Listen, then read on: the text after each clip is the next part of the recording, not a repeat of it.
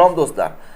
Bugun ko'pchiligimizga kelayotgan SMS xabar bu Rossiyada yaqin orada sim kartalarni biometrik ro'yxatdan o'tkazmasa, yaroqsiz holatga keladi. Birinchi navbatda siz mana shu siningizni rasmiylashtirishdan boshlashingiz kerak. Hududiy manzil bo'yicha mana shu pensioniy fondga murojaat qilib, siningizni ro'yxatga qo'yishingiz kerak bo'ladi. Bu siningizni ro'yxatga qo'yishga sizga manzil uzoq bo'lib yoki bu yerga borishga erinayotgan bo'lsangiz, buni onlayn mana shu siningizga ega bo'lsangiz ham bo'ladi. Mana shu onlayn ro'yxatga qo'ydirsangiz ham bo'ladi. Ikkinchi bosqich bu Gosuslug orqali shaxsingizni tasdiqlatishingiz kerak bo'ladi. Gosuslugga birlashmasini skachat qilib, undan ro'yxatdan o'tib, Davlat xizmatlar markaziga murojaat qilib, akkauntingizni tasdiqlatishingiz kerak bo'ladi. Bu birinchi bosqich tushunarli bo'ldi. Siningiz ro'yxatga qo'ydingiz. Ikkinchi bosqich Gosuslugani birlashmasini skachat qildingiz va mana shu davlat xizmatlariga borib, mana shu akkauntni to'liq ishlatish uchun akkauntingizni potverdit qildingiz, tasdiqlatdingiz. Uchinchi bosqich. Bu esa biometrik ma'lumot.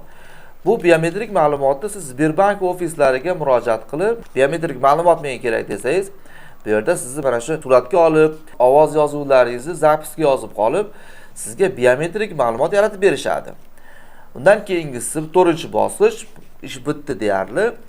Siz Beeline yoki Megafon qayerda sim karta avval rasmiylashtirgan bo'lsangiz, hamma hujjatlaringiz bilan sim kartani qayta nomingizga rasmiylashtirib olishingiz, ya'ni biometrik ma'lumotlarni to'liq berib, bu yerda sim kartaga to'liq ega bo'lib olishingiz kerak bo'ladi. Bu yerda siz email kodini yulduzcha reshotka 06 reshotka raqamini terish orqali email kodini berib, bu yerda siz mana shu telefoningiz bilan biometrik ma'lumotlaringizni, sim kartangizni birga bog'lab qo'yishingiz kerak bo'ladi.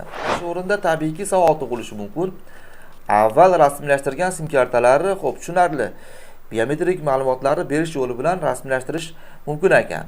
Rossiyada tabiiyki o'xshash nomerlar mana shu palatkalarda tabiiyki sotiladi. Bu o'xshash nomerlari vatandoshlarimiz pasportlarini berishgan, lekin bu yerda o'xshash nomerlari bular pasportlariga rasmiylashtirilmaganda, afsuski qandaydir firmalarga yoki qandaydir kompaniyalarga juda ko'p miqdorda sim karta rasmiylashtirib, mana shu palatkalar orqali ushbu sim kartalar sotilgan. Tabiiyki bu shu o'rinda vatandoshlarimiz ham o'xshash nomerlarni xarid qilish uchun, yodda qolish uchun va hokazo ushbu sim kartalarni xarid qilgan bo'lishlari mumkin. Bu holatda nima qilish kerak? Bu holatda siz tabiiyki mana shu avval ega bo'lib kelayotgan sim kartangizni Megafon yoki Beeline ofislariga murojaat qilib, oxirgi eslagan 5 ta raqamingizni aytib, o'zingizning nomingizga rasmiylashtirish berishlarini so'rashingiz mumkin. Yoki bu yerda agar rozi bo'linmasa, siz avvaldan ishlab kelayotganingizni bu sim kartani isbotlab bera olmadingiz.